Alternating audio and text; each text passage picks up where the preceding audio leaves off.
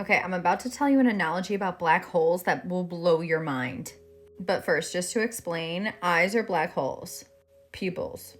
Not only do they look like them, but basically there are theories like this acquired savant Jason who talks about black holes and how they create reality, not just destroy things. Nassim Harmein is another who also says that, like, I think the fabric of reality is just a bunch of mini spirals or black holes that are creating reality. Basically, most current science is wrong, they think. I think this too.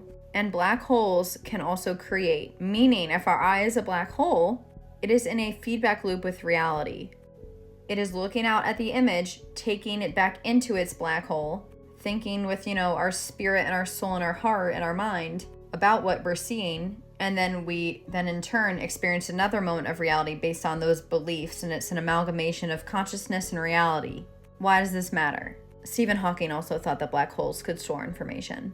So let's just say in the singularity of a black hole, let's just say it's a fifth dimensional space where our multidimensional self lives.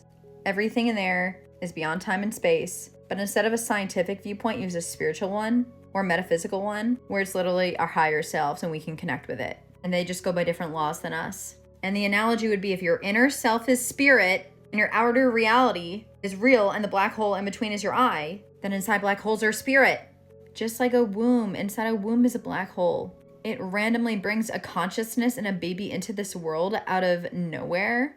Yes, the sperm fertilizes the egg, but that's just like consciousness fertilizing plasma or reality. It's the interaction that creates the black hole or a portal where consciousness comes through, just like this reality from black holes. Our universe was given birth to. There was not a big bang, it was a big birth, and I swear this will be proved eventually. I know I'm a little early to the game, but if this resonates, you feel it's true. Picture a black hole kind of like a torus, where that's where they say the singularity is, but then hello, there's a whole nother side of like fifth dimensional elven butterfly reality.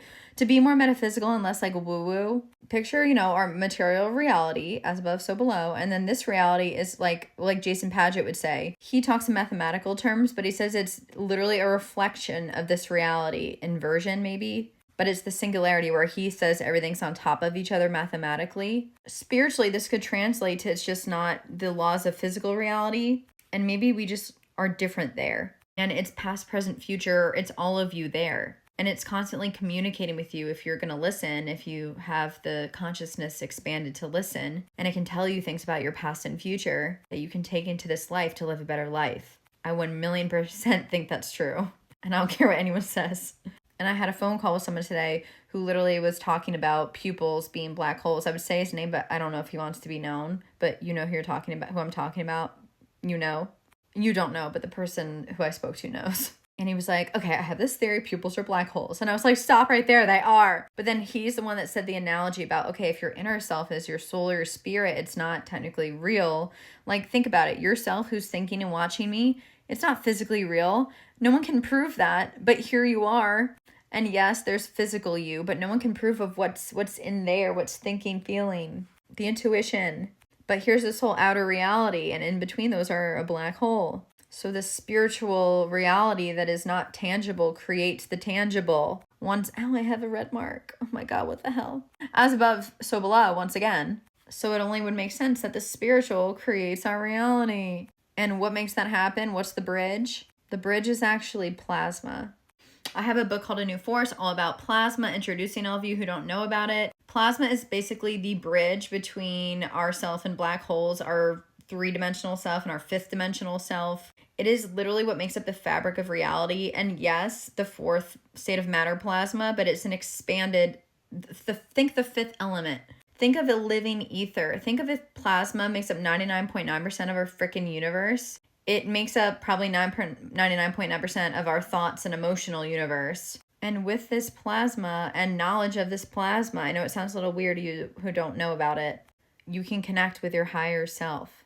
You can perform feats of telepathy, telekinesis, timeline hopping. Jason Paget calls it stream hopping. There are ways to learn to use plasma harmonically and ethically to expand our consciousness in ways we're just beginning to realize. Somehow I know this information, don't ask me how. But if it feels true and it resonates, great. If it doesn't, no worries, this isn't for you. But if this gets you excited, you could check out the book. The link is in my bio to sign up for when it comes out. All that matters is that we have potential beyond our wildest dreams. And for some reason, knowing about plasma and understanding it, for me, at least in my life, has made so many connections and gives reality and the spirit world the tangibility that made it more abstract before. Anywho, this is where you're from. Plasma is the bridge to figuring it out. Plasma is just another word for the fabric of reality, energy. You could say, I guess, the fabric of the matrix. But it even extends beyond that, even beyond what I know.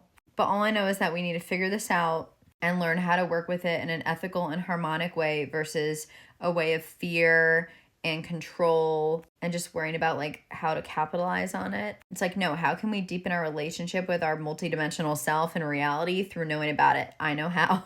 And you can know how to in your own beautiful ways that I have no idea. The point is, I hope my book points you in that direction. And if you don't get it, whatever. I hope this video pointed you in some direction or made you feel connected or made you realize that there's just so much out there and the world is about to just get so exciting. It already is. And I'm just excited for the future. Bye.